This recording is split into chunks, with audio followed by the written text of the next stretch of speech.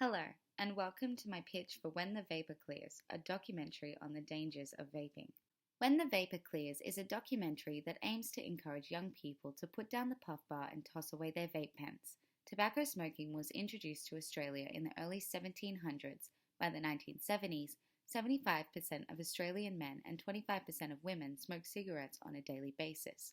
In 2022, research found that the number of Australian adults who smoked regularly had reduced to 1 in 10, mostly due to educational campaigns informing people that smoking causes premature death and quitting improves health. Nicotine is a highly addictive drug that alters people's brain chemistry to create a fleeting feeling of enjoyment, which slowly wears off and leaves the user craving more. Vapes have created a new generation of nicotine addicts, and this documentary will investigate the danger of vaping. As stated by Hall and Mendelsohn, smoking remains the leading preventable cause of premature death and illness in Australia, killing 21,000 Australians each year. Over the last decade, reports have shown a gradual decline in cigarette smoking and a dramatic rise in vaping, especially with young people. This documentary will investigate the ways in which vapes have influenced young people and contributed to creating a new generation of smokers. The aim of this project will be to determine whether vapes help or hinder people to overcome nicotine addictions. Taking a Toke is a documentary that has been in the works since 2018. This film explores the impact of vaping on teen health and their families. Laurie Tobin created and produced this documentary with the intention of informing parents, guardians, and policymakers about the health risks and hidden harms of underage vaping, while also attempting to put an end to teen vaping. In 2015, there's a company out of San Francisco called Juul. Juul came to market with a big social media campaign that, in our view, was targeted towards young people.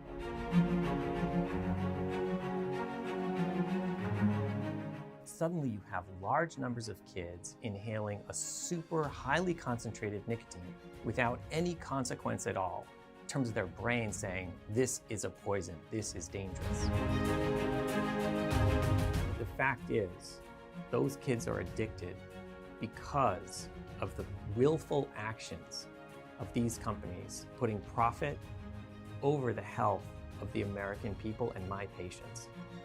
And honestly, that makes me really sad and angry.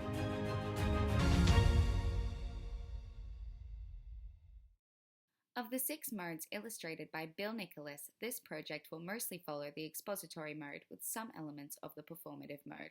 The documentary will start with a video montage of people vaping while a voice of God narration states harsh facts and statistics about vaping. As the film progresses, the audience will see a group of friends vaping on a night out, which will be contrasted with shots and audio from interviews with health professionals outlining the various risks.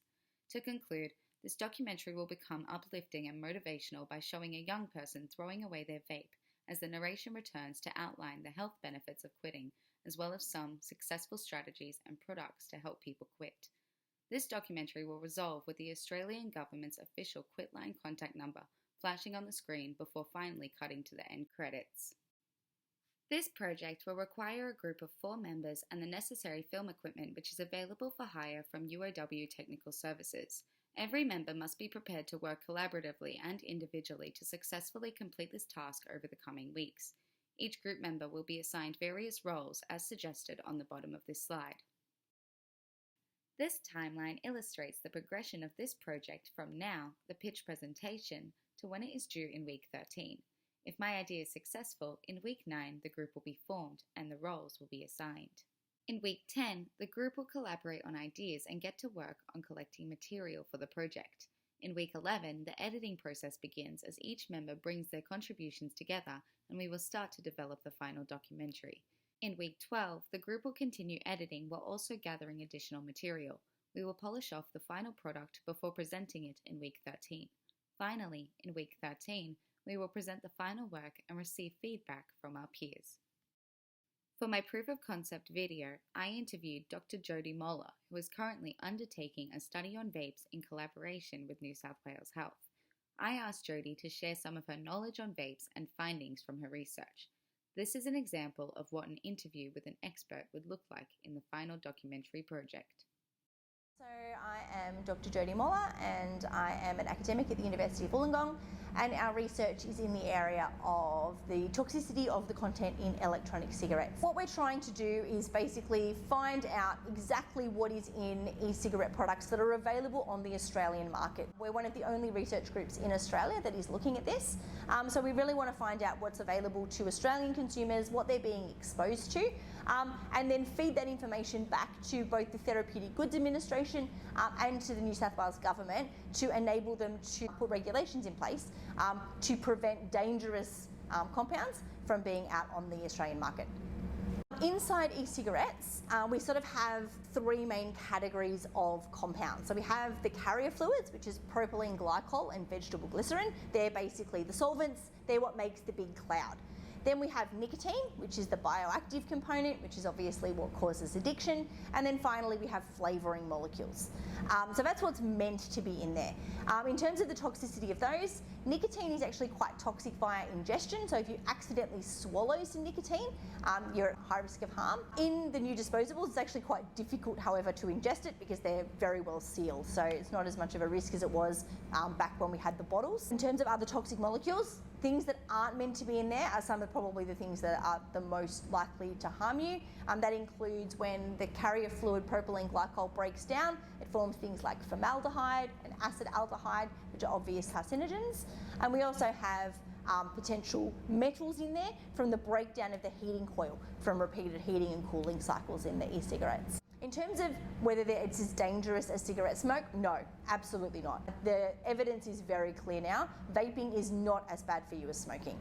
That means if you're a current smoker, it's actually likely to be a healthier pathway to switch to vaping. However, if you are not a current smoker, then it is by no means healthy to take up vaping in the first place, and you are likely to generate an addiction to that process and thereby not be able to stop. In Australia, in order to have an e-cigarette which contains nicotine, you must have a prescription from a medical professional to do that legally. Basically, what we're seeing, however, since those regulations came in 2021, is that most e-cigarettes now, particularly the disposables, just don't mention the word nicotine on them, despite the fact that they still contain nicotine. However, most vapes in Australia, well over 95% of the disposable vapes that we've analysed, contain nicotine even when they don't mention it, and some of them contain nicotine even when they say that they have 0%.